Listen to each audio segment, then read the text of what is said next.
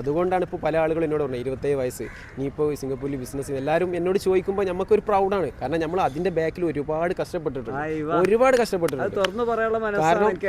കാരണം എന്ന് പറഞ്ഞാൽ അപ്പോൾ എൻ്റെ സോഷ്യൽ മീഡിയ എടുത്ത് നിങ്ങൾക്ക് നോക്കാം, ഞാൻ ഓരോ ആഴ്ചയിലും അങ്ങോട്ട് എല്ലാ രാജ്യത്തിലേക്കും പറന്നുകൊണ്ടിരിക്കണം. അപ്പോൾ എല്ലാവരും കാണുന്നത് എൻ്റെ സക്സസ്ഫുൾ ആയിട്ടുള്ള ഒരു ലൈഫാണ് കാണുന്നത്. പക്ഷേ എനിക്കൊരു ബിഹൈൻഡ് സീൻ ഉണ്ട്. പക്ഷെ അതൊന്നും ആരും ഞാൻ കാണിച്ചിട്ടില്ല. അന്ന് നമുക്ക് സോഷ്യൽ മീഡിയ ഇല്ല.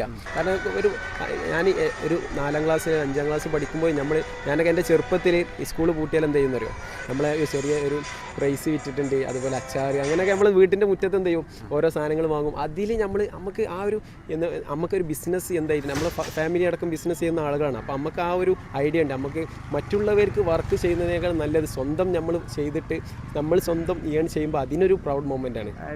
അപ്പം അതേ നമ്മൾ ചെറുപ്പത്തിലെ അതിലേക്കുള്ള പരിശ്രമത്തിൽ ഇൻഷാ അല്ലാഹ് ഇപ്പം നമ്മൾ എന്താ പറയുക, ആ ഒരു ലക്ഷ്യസ്ഥാനത്തിലേക്ക് പോയിക്കൊണ്ടിരിക്കുകയാണ്. ഇനിയും ഇൻഷാ അല്ലാഹ് കഠിനാധ്വാനത്തിലാണ്. അള്ളാഹു തൗഫീഖ് എന്നാൽ നമ്മൾ ഇനിയും ഇൻഷാ അല്ലാഹ്.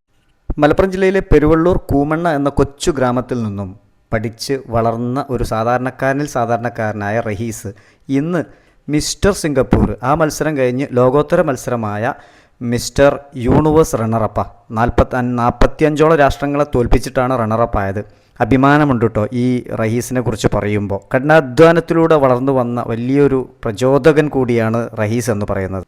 വെറും ബോഡി ഷോ മാത്രമല്ല ഈ മത്സരത്തിൻ്റെ ക്രൈറ്റീരിയ. അദ്ദേഹത്തിൻ്റെ കമ്മ്യൂണിക്കേഷൻ, നമ്മുടെ ഫിസിക്ക്, അതേപോലെ തന്നെ നമ്മുടെ വിഷൻ, അതേപോലെ തന്നെ ചാരിറ്റി പ്രവർത്തനങ്ങൾ, ഇങ്ങനെയൊക്കെ നോക്കിയിട്ട് മാത്രമാണ് ജഡ്ജ്മെൻറ്റ് ഈ ഒരു ലെവലിലോട്ട് മാർക്കിടുന്നത്. പിന്നെ സാറിൻ്റെ ഈ ഒരു കണ്ടതിൽ വളരെയധികം സന്തോഷമുണ്ട്. സാറിൻ്റെ വീഡിയോസൊക്കെ ഒരുപാട് കാണാറുണ്ട്.